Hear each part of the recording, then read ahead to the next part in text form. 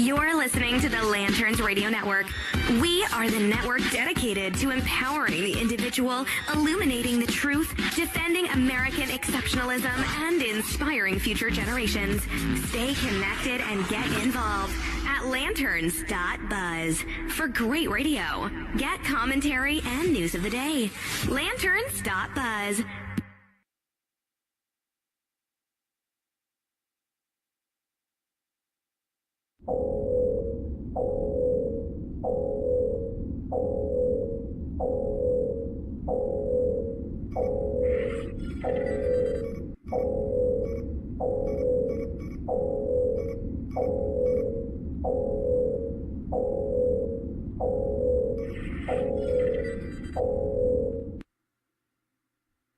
Lanterns authorization code accepted. Logging in. Your access to the HollowNet has been approved. Please stand by.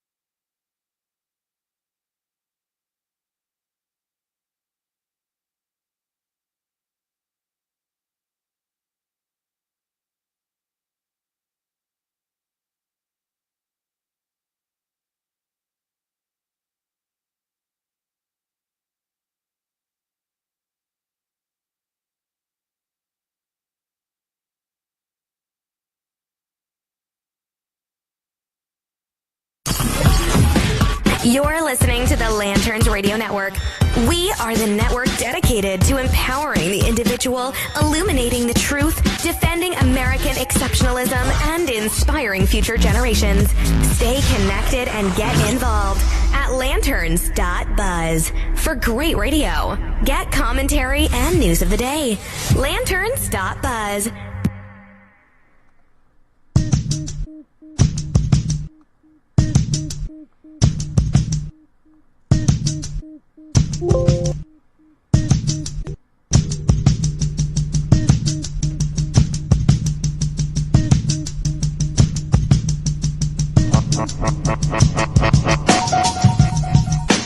Good afternoon, everybody. You're listening to the HollowNet podcast here on the Lanterns Media Network. We are on Facebook Live, and today we have a whole lot to go through. It is Sunday, May the 13th, in the year of our Lord 2018, and we're asking the tough question that has to be asked, even in the wake of the destruction of Venezuela and the collapse of the Maduro regime. Why are millennials so in love with socialism, when everything historically tells us that it is an inherently flawed system? And I think I have the answer, but I definitely have a potential cause. In addition to that, Israel versus Iran, now it's personal. And just asking everybody out there, did you call your mom? Because you're supposed to call your mom today. All that and more, here on the HollowNet podcast, here on the Lanterns Media Network. Stick around.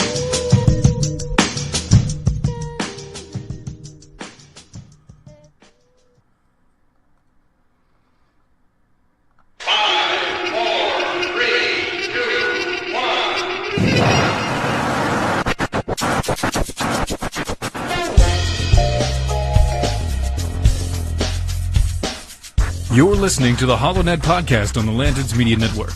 The new conservative resistance begins right here, right now.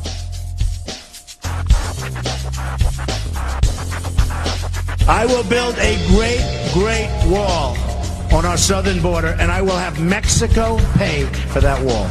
Mark my words.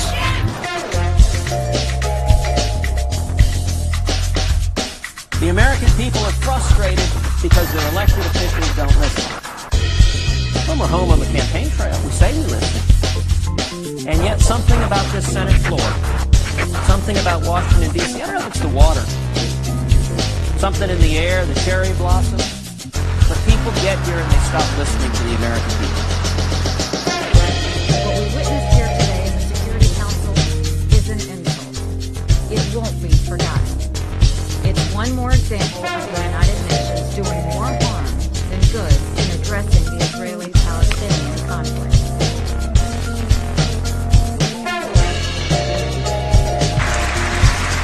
My duty, and the sacred duty of every elected official in this chamber, is to defend Americans, to protect their safety, their families, their communities, and their right to the American dream. Because Americans are dreamers too.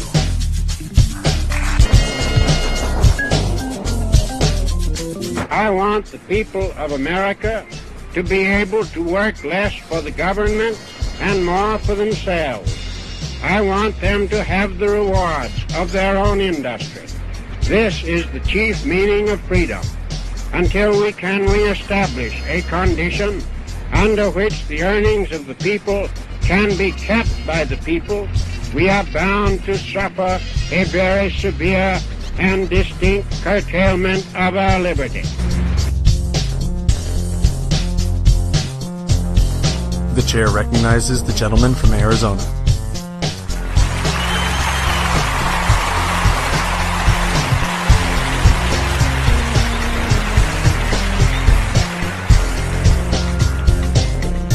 Thank you, everyone. Thank you. Senators, members of Congress, Mr. Speaker, and Mr. President. You had one damn job. Seriously. Incoming transmission. Allied reinforcements have arrived from the west.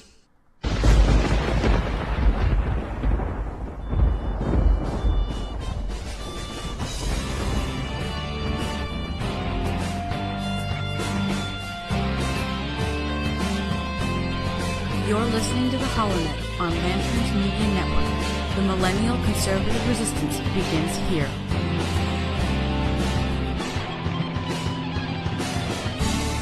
Yes, indeed, that's right. The new conservative resistance does indeed begin right here, right now, with you. You are listening to the HollowNet podcast on the Lanterns Media Network.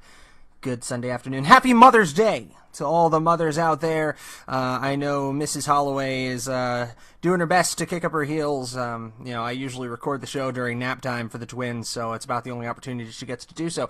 But happy Mother's Day to my mom, mother-in-law, my dear wife, all the other mothers that are out there, and especially some of the mothers that are real mothers, if you know what I mean. Now, we have so very, very much to get through and not a lot of time to do it, so we're just going to dive right in. The big question that I kind of racked my brain with before today's show is, why in the world do millennials seem to love socialism? I mean, Bernie Sanders, by all accounts, is the least cool candidate in recorded human history. I don't think you could come across as less smooth. But why was he such a force to be reckoned with? I mean, the Democratic Party, it's now coming out through the testimony of Donna Brazile and through the lawsuits that have been pressed against the DNC, that the Hillary campaign literally had to use the DNC as a clearinghouse for their funds, violating several major campaign finance laws in order to do it, sending money out to the state parties and having them funnel that money back in directly to Hillary for America. And mind you, this was before the Democratic primaries even kicked off. This was happening.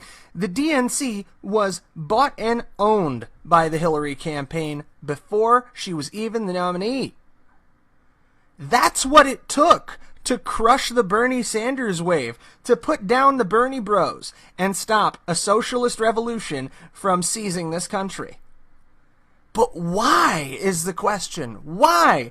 And I was racking my brains, and I thought back to, how did I learn about socialism? Unlike everybody my age, I was the kid who, in September, because where I live, school started in September, I got the history book. And I would read the entire history book cover to cover and then just coast for the whole year. I have been a big history buff my whole life. I love history because it is the story of us. It is the story of mankind. History, his story. Which everybody's going to jump on and go, oh, the misogyny, the patriarchy. You know what? I didn't invent the language on that. That's what history is. It's his story. So we look to the New York Times today. In the New York Times, yes, I'm running as a socialist. Why candidates are embracing the label in 2018 by Farrah Stockman. This is a story from April 20th, but still quite relevant, and it really went unremarked. Houston, there was no question on primary night in Texas last month that Franklin Bynum would win the Democratic nomination to become a criminal court judge in Houston. The 34-year-old defense attorney had no challengers, but for his supporters who packed into a Mexican restaurant that evening, there was something impressive to celebrate. Many in the crowd were members of the Democratic Socialists of America, or DSA, a group that has experienced an enormous surge of interest since the election of President Trump, even in conservative states. Mr. Bynum was one of their own, a socialist, who, along with 16 others, appeared on the ballot in primary races across the state of Texas. Yes, I'm running as a socialist, Mr. Bynum said. I am a far-left candidate. What I'm trying to do is be a Democrat who actually stands for something and tells people, here's how we're going to materially improve the conditions of your life. Dear God, how dangerous is this? Now, political freedom and freedom of speech and press and expression means that you have the right to be a socialist. But do you really know what baggage you're bringing with you when you proclaim proudly, I am a socialist? Let's check in on Venezuela for the people who have currently lost 20 pounds due to what they're calling cheekily the Maduro diet. In other words, starving to death because there's nothing in the stores, because inflation has reached record-shattering levels, because they cannot increase the minimum wage fast enough to keep up with the price of a loaf of bread. It's Weimar Germany 1930s all over again. But socialism is still cool. So that got me thinking. This had to be ingrained in us from a young age. And I want to show you a quick video. And I'm using the new visual format that I've started using on the show, and it allows me to show off my handsome Phoebus. I went ahead and shaved for you just so I could look handsome today. And also allows you to see what I'm looking at on the screen here. So we're going to go ahead and pull that video up. This is from a cartoon show. Okay, it's a cartoon called Hysteria. Hysteria. It aired on Warner Brothers Networks 1998 and 1999. This particular show about the Russian Revolution aired October 24th, 1998. And I remember this aired about 3 o'clock in the afternoon, played right about when I came home from school.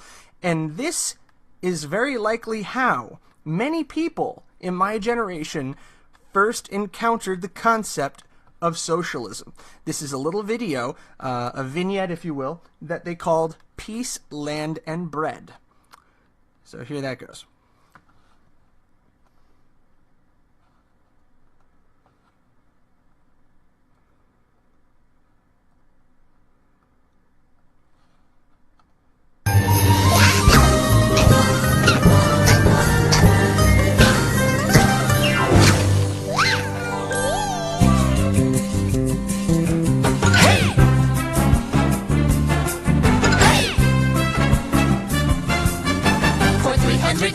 Mighty Russia was ruled by a guy called a Tsar, and everything was cool. But when the rich people started eating all of the food, we peasants got upset and we started to brood. All we want is peace, land, and bread. Everybody sing! Peace, land, and bread. A little louder now! I just want to interrupt. I don't know what's scarier, the song itself and how bloody catchy it is, or the like friendly, amiable cartoon version of Lenin. We gathered together, the people all said, peace, land, and bread. Hey, how would you like it if you had to wait in line an hour for a potato? Yeah, and it's another line for butter and sour cream.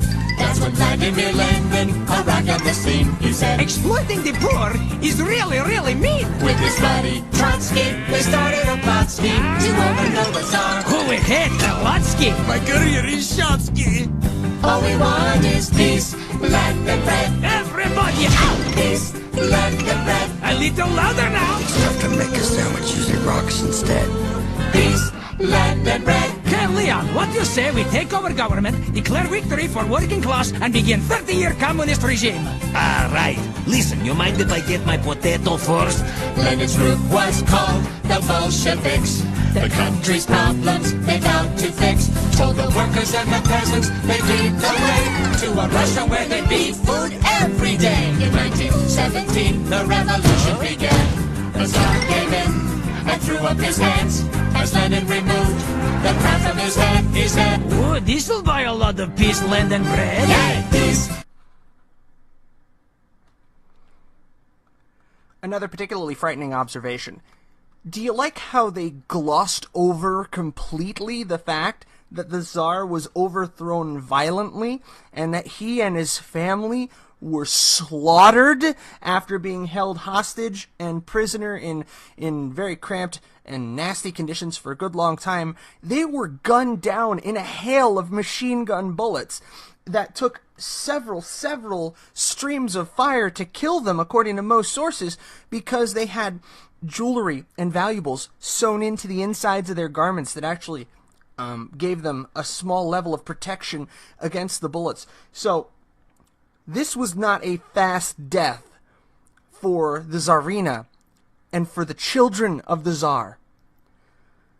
I mean, the Tsar might have gotten one in between the eyes, but the family was horrifically slaughtered.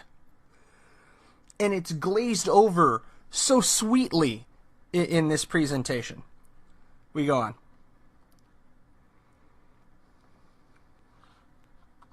Land and bread. Oh, everybody! Peace, land and bread. Listen to the peoples now! We're sick of war. It makes everyone dead.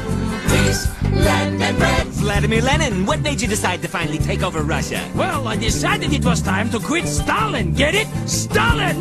Peace, land and bread. Oppressed people sing. Peace, land and bread. Just the ladies. I just want to feed my children and put them to bed. Peace, land and bread. The poor rulers sing. Peace, land and bread. Everybody. Peace, land and bread. Cha-cha-cha.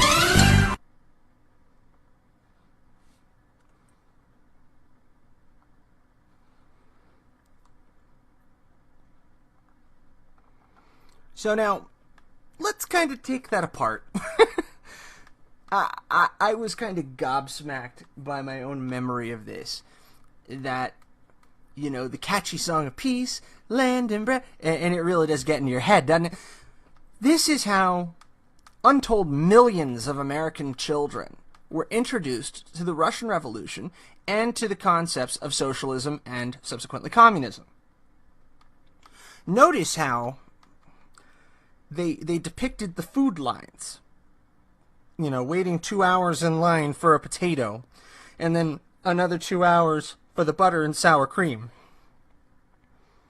Which are situations that were not solved by socialism, but were exasperated, and we're seeing in horrific relief right now in Venezuela. So, in short, socialism doesn't work. It doesn't solve for this. But we go back to the story. Rather than shy away from being called a socialist, the word conservatives have long wielded as a slur, because it is a slur. Candidates like Mr. Bynum are embracing the label. He is among dozens of DSA members running in this fall's midterms for offices across the country at nearly every level. In Hawaii, Kaniela Ng, a state representative, is running for Congress. Gail McLaughlin, former mayor of Richmond, California, is running to be the state's lieutenant governor. In Tennessee, Dennis Prater, an adjunct professor at East Tennessee State University, is running to be a county commissioner. Now think about this. Gail McLaughlin running for lieutenant governor of California. Now, given California's governor's propensity to wind up in jail from time to time, there's a realistic possibility that we could wind up with an actual socialist, avowed socialist, governor of California. My God. The KGP couldn't have dreamed this up in their wildest, fevered dreams. Now, there's a lot of reading to be done on this. American Thinker writes how millennial socialists endanger America. I read that. That's a great piece. I'll provide you the link right here in the comments section on Facebook. Check that out. Strongly recommend it. There's also another really, really solid piece. Millennials and their scary support of socialism and communism. That's on Zero Hedge. Check that out, too. This is something we need to become more aware of as a nation. That the millennial generation has bought this hook, line, and sinker. And where does it begin? It begins with the concepts of, you have to make sure everybody gets, what's what I'm looking for? Gets the same prize in every contest. You have to make sure everybody's a winner. We have to be sensitive to everybody's feelings. You can't have winners and losers. It's this softening of the American psyche. We're no longer rugged. And we demonize capitalism because it is a system that does not suffer fools. Capitalism, you have winners and you have losers. Socialism is different. Everyone loses. Everyone loses, except for the man or the woman on top. Speaking of the woman who tried to be on top of the socialist system, Hillary's in the news again. We'll go to a story in Breitbart on Hillary Clinton when we come back from this quick break. You're listening to the HollowNet podcast here on the Lanterns Media Network. Stick around.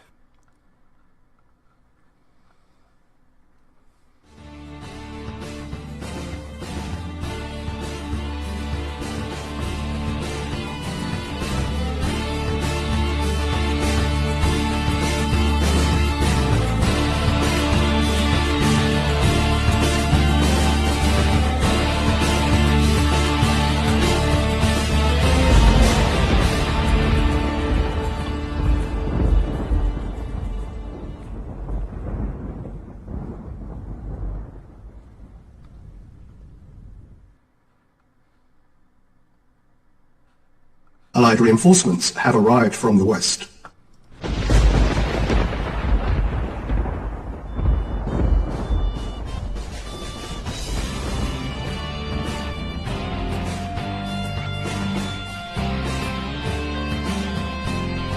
You're listening to the HollowNet on Lanterns Media Network. The millennial conservative resistance begins here.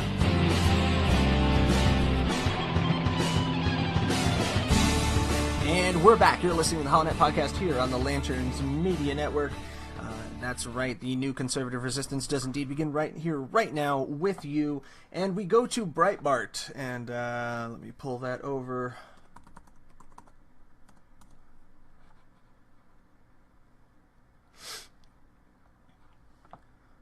Apologies for the delay.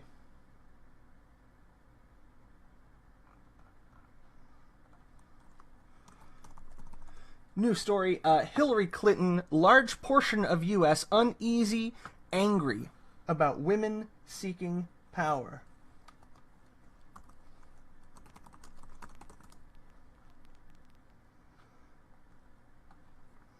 Oh, goodness. Okay, here, I'll have to get you guys the link in just a second. I don't have it to pull up here. But I've got it on my other screen, so we'll go with that. So this is by Pam Key.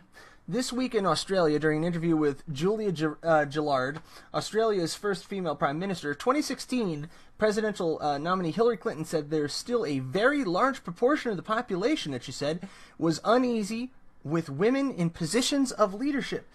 Okay, do you believe this crap? Hillary Clinton is basically saying that she lost because Americans are uncomfortable with women in positions of power. That's farcical. I mean, think about it. One of the most beloved prime ministers of the UK by the American people, Margaret Thatcher. How many Americans on a day-to-day basis are following the royal family with great attention and rapt attention because the American people, by and large, have a very positive view of Queen Elizabeth II. So, rest on that for a beat. When she was asked about lock her up chants, Clinton added, "There's this fear, there's this anger, even rage about women seeking power, women exercising power, and people fall back on these attacks. Like you're a witch or you should go to prison or whatever it is. The enthusiasm with which that is generated speaks to a much deeper sense of alienation that people still have toward women leaders." No, we have an alienation toward leaders and servants of the people who commit crimes while in office, who try to rig an election and still manage to lose. Hillary Clinton did not lose her bid for presidency because she's a woman. She lost because she was a candidate. She was horrible. Anybody who says different is fooling themselves. Abjectly.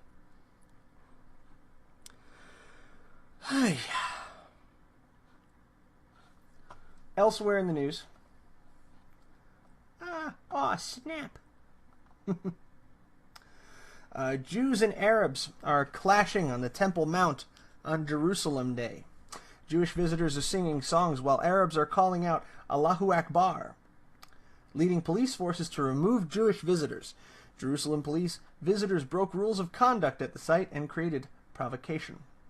According to eyewitnesses, the Jews who entered the holding site were singing while Arabs called out Allahu Akbar.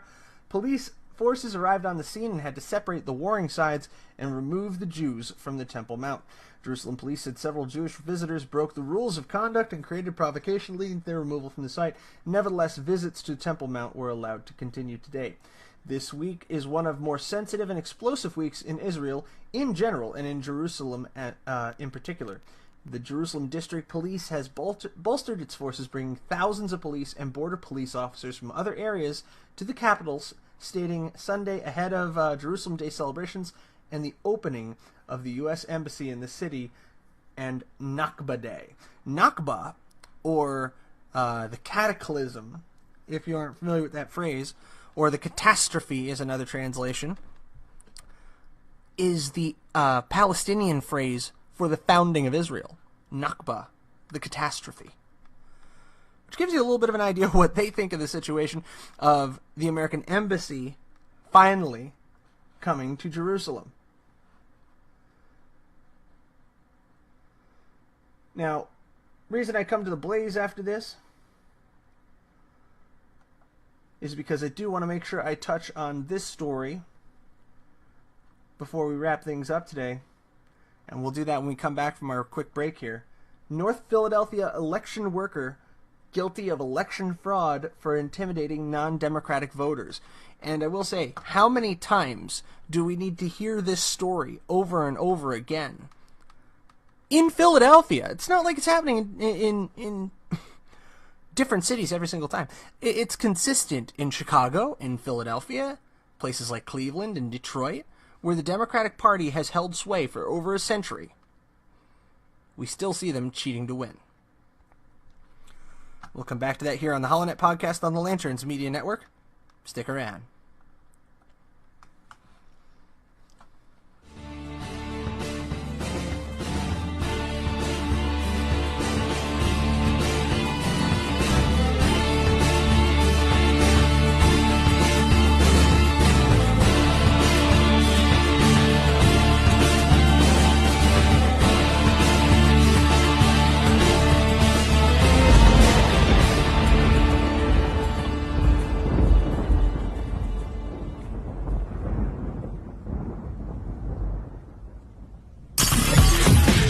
You're listening to the Lanterns Radio Network. We are the network dedicated to empowering the individual, illuminating the truth, defending American exceptionalism, and inspiring future generations. Stay connected and get involved at lanterns.buzz for great radio. Get commentary and news of the day. Lanterns.buzz.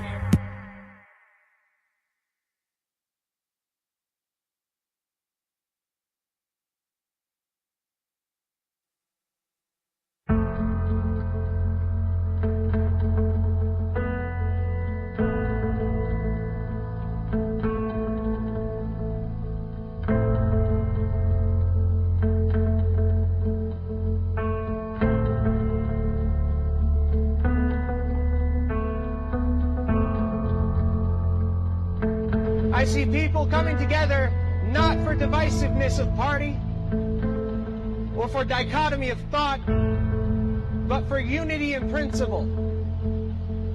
In the principles that founded our nation, that all men are created equal and are endowed by their Creator with certain inalienable rights, life, liberty, and the pursuit of happiness. Today, ladies and gentlemen, those principles are under the sternest attack that we have seen in many generations. It has become a crime in this nation nearly to express a difference in opinion from what is held by your party to be doctrine, from what is purported by the media to be truth.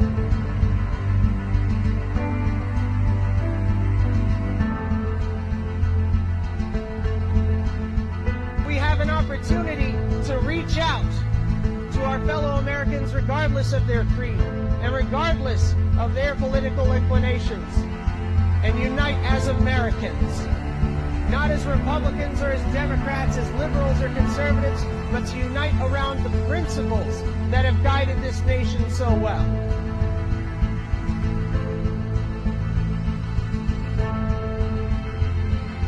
I've covered a lot of stories.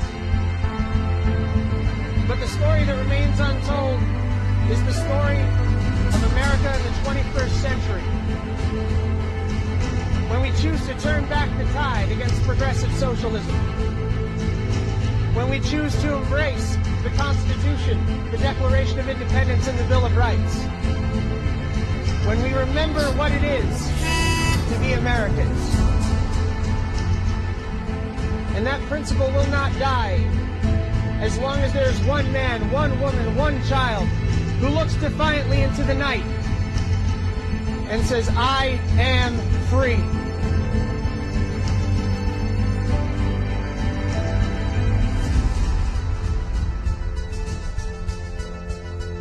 You're listening to the HollowNet podcast on the Lanterns Media Network. The new conservative resistance begins right here, right now.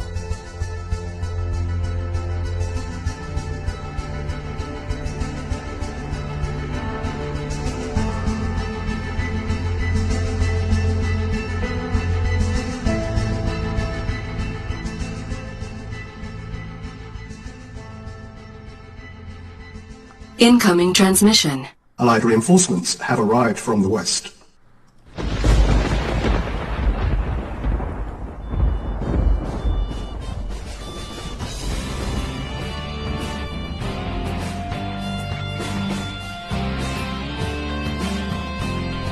You're listening to the HollowNet on Lanterns Media Network. The millennial conservative resistance begins here.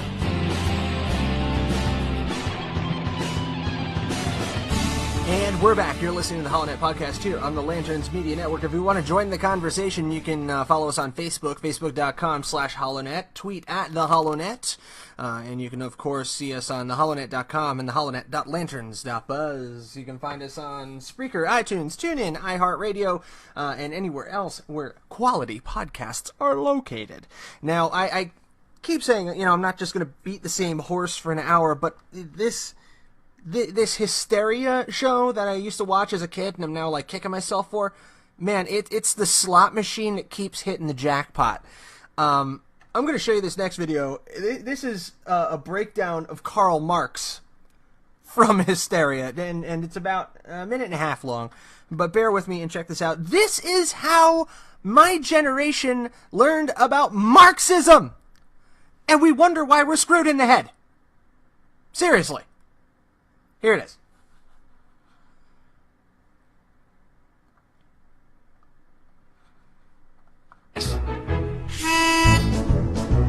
Now I propose a theory which will be rejected by the rich. Communism, they'll protest it.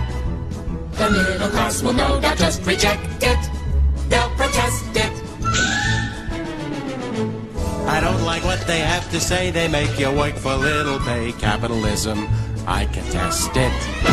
No matter how often they profess it, I detest it. So workers of the world unite to gain equality. You must fight whatever it is. Just protest it. Capitalist exploitation will contest it. And protest it. Knowing Marx as I do, I'd advise you not to perplex him or to vex him. Oh no, please don't trick him or kick him cross a town. 'Cause Karl Marx, he's real smart. He's no clown. Engels right, I'm quick to fight. I hope you catch my drift. Forget the rich, just hear my pitch. Fight for the working stiff. From each based on his abilities to each based on his needs. Let us sing this little riff about the working stiff. Do away with social classes, wave your handkerchief. If you want to follow Marxism, fight for the working stiff. We're for the working stiff. That's what I'm thinking. We're for the working stiff. That's what I'm saying. We're for the working stiff. You ain't just kidding. We're for the working stiff. Oh, are you listening? The working stiff. The working stiff. We're for the working stiff.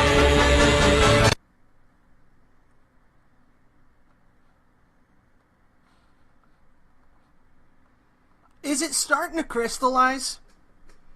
Am I the only person who is outwardly horrified by this crap?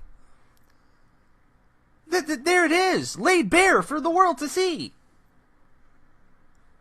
We have been indoctrinated since the word go that socialism and communism are acceptable schools of thought.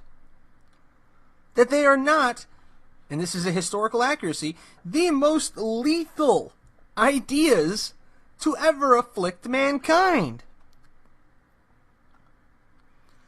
Excellent websites to check out here. Victimsofcommunism.org. Provide that in the notes as well, okay? 44% of millennials prefer socialism, but do they know what it means? This year's centennial anniversary of the Bolshevik Revolution has caused many to reflect on communism's place in our collective memory. Throw it up on the screen for you here. Yet after the Washington Post's Elizabeth Bruning... sorry about that, that's a good faith argument. Wrong story. Here we go. It has been a full century since Vladimir Lenin's Bolsheviks seized power in Petrograd and communism made its bloody debut on the world stage. Authors, activists, and politicians alike are asking the question, what has America learned from 100 years of communism? The answer, which I agree with, stepping away from the writing here, is apparently not much! Story by Marion Smith. Check it out. Marion Smith saying, when the victims of the Communism Memorial Foundation published our inaugural survey on American attitudes towards socialism and communism last year, the results revealed some disturbing trends in American society. We discovered a rampant amnesia about the crimes of the communist regimes and a growing inclination among younger Americans toward favorable views of communism and socialism. When we're exposed to media like what we just saw from Hysteria, those last two cuts, what do you expect American children to develop as far as a psychological image of communism as a system? Now, here's the kicker for you. Ready? Hysteria is an American animated series created by Tom Ruegger and produced by Warner Brothers Animation. Same people who brought you Animaniacs, if you remember them. Unlike other animated series by Warner Brothers in the 1990s, Hysteria stood out as the most explicitly educational program in order to meet FCC requirements for educational informational content for children. It aired on the Kids WB from 1998 until 2000, which continued to air reruns until August 30, 2001. Okay? Now, more recently, the show was aired on Into TV, first from March to July 2006, then returning in October later that year. In January 2009, all of the episodes were taken off of that site. So, this is a show that had almost a decade of tread on the tire, 52 episodes, and, you know, I've rewatched quite a few of them. A lot of them aren't bad. But when we take a look at the high sheen veneer that has been applied to socialism, Marxism, communism, these are lethal belief systems. Governments that slaughtered their people by the millions. Even Stalin takes his turn.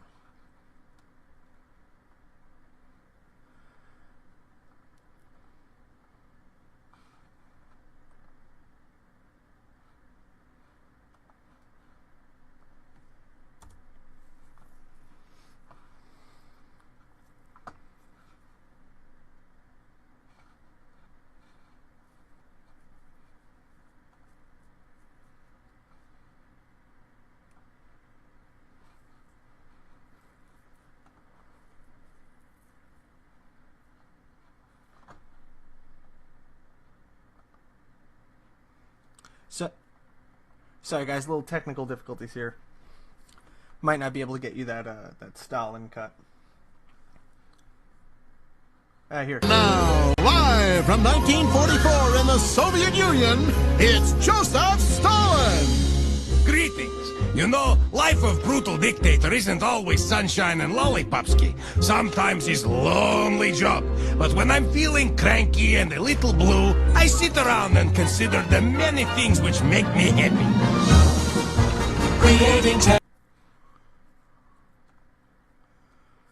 Now, I just want to point out that this is one of the first times that I actually see the Soviet Union and communism in Russia at that time being cast in a bit of a negative light and being actually treated with a little bit of satirical comedy. So, bit reassuring, but still very cutesy, or cutesky, for a guy who slaughtered people in the millions. Let's go on. With government urges, acting out all of his monstrous urges. Big brother plots that would make Orwell blush. These are the things that sure give me a rush. Spying on Lenin and murdering Trotsky. Vexing the West with his communist plotsky. Turning your dreams into scary nightmares. That is the way I forget all my cares. When the Germans head for Moscow and the weather's vile, I simply look on as they all freeze to death, and that really makes me smile. Feasting like Ivan while serfs live on rations, covering dozens of satellite nations. Starting my own personality cult. Doing away with those who might revolt. Sending your critics to rot in Siberia. That's how you get populations to fear ya. Leading them all down the streets of Berlin. This kind of thing makes me flash quite a grin. If the people call for freedom or democracy, I'll simply bump off everybody until there's nobody left but me.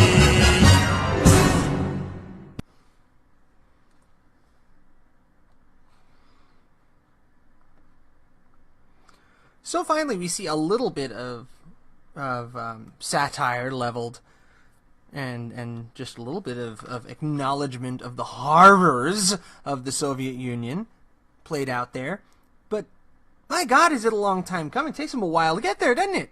And even still, it's a very, very cutesy, very, very approachable analysis of Stalin that causes people to look on and go, oh, well, maybe it wasn't that bad. Maybe if Stalin had just been a better leader, or, if they had done things differently. And it leads to something the Federalist describes as the good faith argument about socialism. And David Harsanyi actually penned a story back in March 13th. It said, a good faith argument about socialism doesn't start by dismissing its history.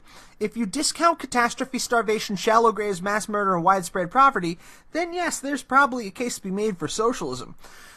Socialism is perhaps the only ideology that Americans are asked to judge solely based on its successes. Except there are none.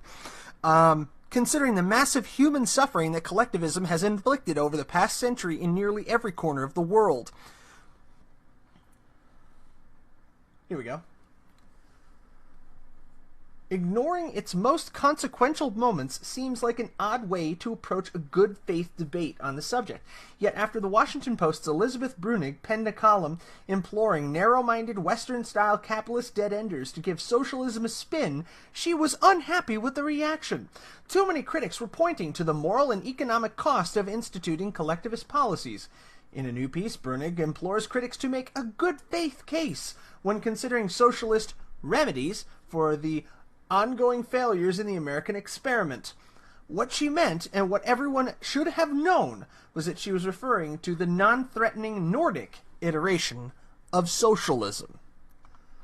This is exceptionally convenient framing of the debate, one that's been used by fans of Scandinavian welfare states for decades. It's tantamount to asking Americans to consider adding a little theocratic monarchy to their liberal democracy because the economies of Oman and Abu Dhabi are doing so well. You want to check out the rest of that article? That's on thefederalist.com. Strongly recommend you do. Again, putting it down here in the notes. These are the conversations that we need to have. There is no, I will say it again, there is no good faith argument to be had about socialism. There is not a single case where socialism or socialist collectivist policies have yielded fruit or benefit to a civilization. Even now, when people say, well, look at the NHS in the UK, I can say, look at Charlie Gard. If you go to the page lanterns.buzz, story's still up, even today, of little Alfie Evans. So, you want to tell me again how there are other nations that make good faith attempts at socialism and communism? Such a thing does not exist. You know, I'll go ahead and toss out a one does not simply meme at you. One does not simply dismiss the millions upon millions of corpses created in the name of socialism, Marxism, and communism. You can't dismiss the millions that died in the Gulag Archipelago. You can't dismiss the fact that Chinese advancement was done at a horrific human cost in the Great Leap Forward. You can't ignore Pol Pot. You can't ignore the oppression of the Cuban people. And you cannot ignore the people of Venezuela, who this very hour are starving to death. So I urge my fellow millennials, break free. Wake up. Because this high-gloss cartoon version of socialism and communism that we have been shilled since we were children is nothing more than any other cartoon. A fantasy. A fiction. A way to make history, our story, a little less ugly. The problem is, if you don't acknowledge the ugliness of history. You can't learn from it, and you are thus doomed to repeat it. So why do millennials seem to love socialism so much? Because socialism means that you don't have to take individual responsibility anymore. Salon wrote in March 2018, "Some millennials aren't saving for their retirement because they don't think capitalism will exist by then.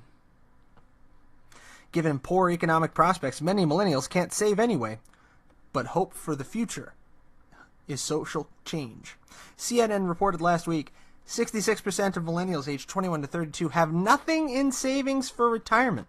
And while their writer chalks this up to inequality, to student loans, to stagnant wages and high unemployment, there may be a deeper cause. Many millennials honestly don't see a future for our economic system. Speak for yourselves. This guy has 2 thumbs and money saved for retirement. Not much. Hell, the way inflation's going, it's probably going to be worth like 1 meal at a Hardee's by the time I retire. But it is personal responsibility. It is my personal responsibility to ensure that my wife and I are prepared for our retirement, that my children are well prepared for their adulthood, that we've squirreled away money for school for them, that they're well taken care of. This is no one's responsibility but mine. But this is... well, mine and my wife's. But this is what millennials want. We don't want to be held responsible for our own future. It's so much easier for it to be a problem of the collective, of the whole, of the government. I don't need to worry about saving money. Psh, I could spend $1,000 on that new iPhone. Why? Because the government's gonna have my back. I don't have to save. Think of it. That's what it boils down to at the end of the day. It boils down to just this childishness. This Peter Pan syndrome. I don't want to grow up. I want to be covered under my parents' health care into my 30s. I want to be able to go to college and screw around and get drunk and party and not have to worry about having a job, have everything paid for me, and then just default on the loan and have the government pay it off for me. Free college for all, man. I want the government to pay for my birth control. I want the government to legalize marijuana, and then I want nationalized health care so that I don't even have to pay for my own weed. This is what it comes down to. Ask not what your country can do for you. Ask what you can do for your country. Pah! No, we're done with that. That died faster than Kennedy did. And it was replaced by Big Daddy Johnson with the Great Society, culminating in the millennial generation. The millennial generation is Johnson's masterpiece, his vision made manifest. It's a government that says, I will provide for you, and a people that say, ask not what I can do for anybody, ask what the government and the collective will do for me.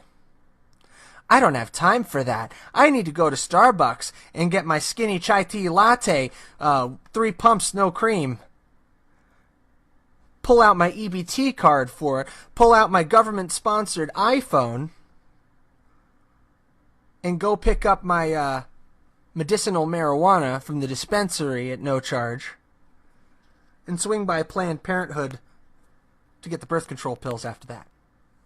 That is why millennials are so in love with socialism, because it feeds into absolutely everything we have been engineered to want and believe since the 1960s. This started with our grandparents' time. Okay? This is the product of a century's work by progressives. It's like you watch the Star Wars prequels, and you realize that the Emperor was angling to become Emperor for like 30 years before Darth Vader ever stepped in, and before Obi-Wan ever stepped in. It was a long time coming. It felt inevitable. And that's the way this kind of feels, doesn't it? Doesn't it feel inevitable? Because it's what we were taught was coming our whole lives. Where it will be a land of plenty of milk and honey, where the government will see to all of your wants, needs, and desires.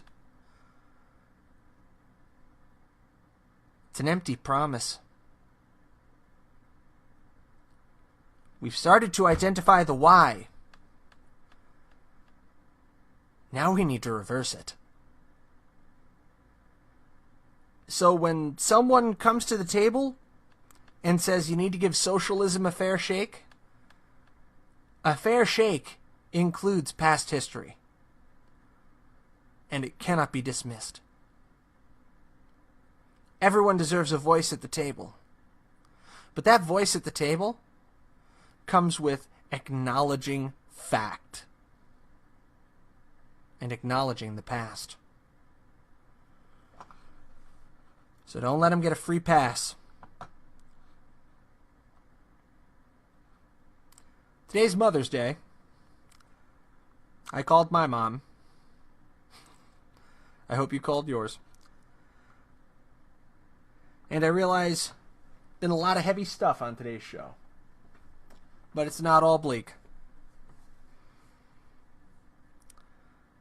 Even in the darkness, we just have to remember, as Dumbledore said, to turn on the light. I'm Matt Holloway. You've been listening to the HollowNet podcast here on the Lanterns Media Network. God bless you. God bless the United States of America.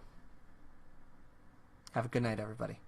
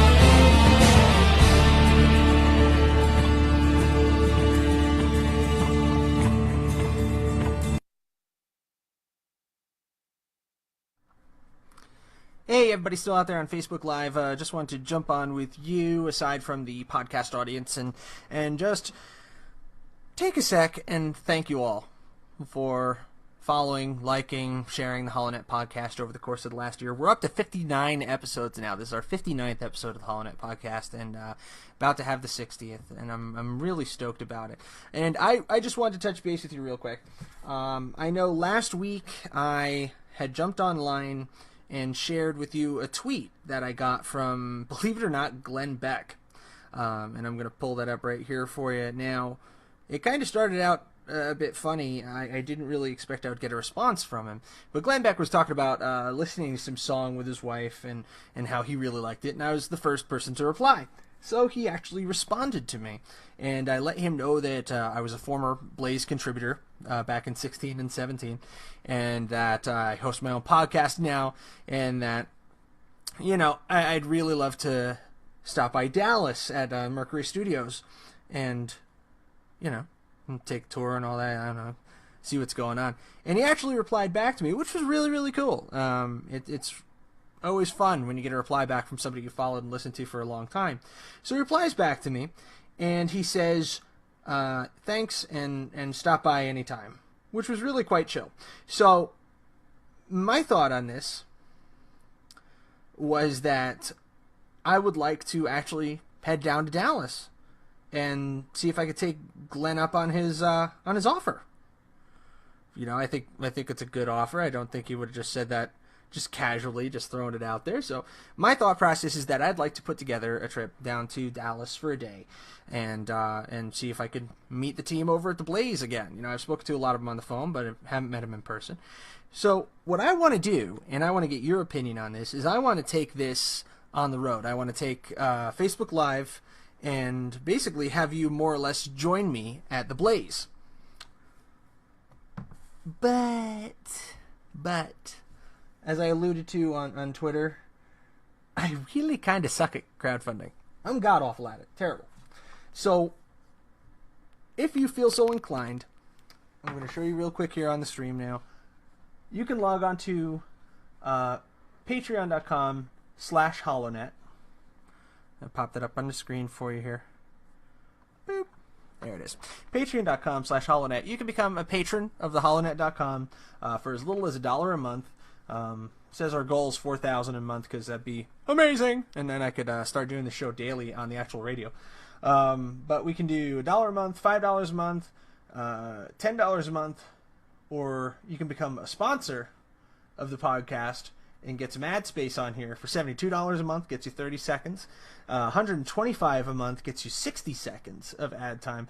And then you become a radio segment sponsor, because I'm working on getting onto AM radio as well, or a half-hour sponsor also.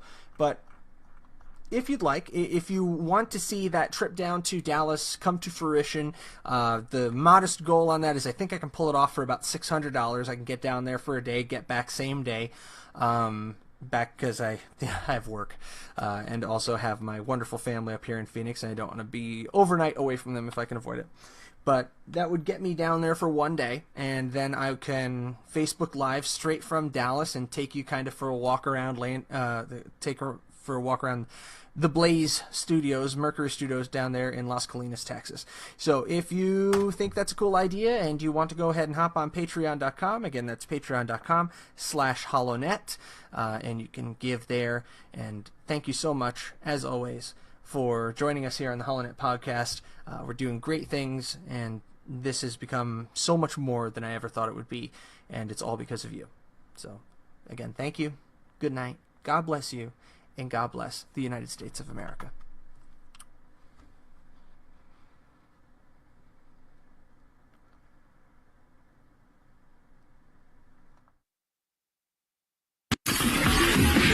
You're listening to the Lanterns Radio Network.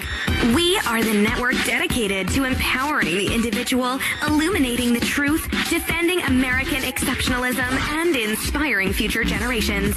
Stay connected and get involved at lanterns.buzz for great radio. Get commentary and news of the day. Lanterns.buzz.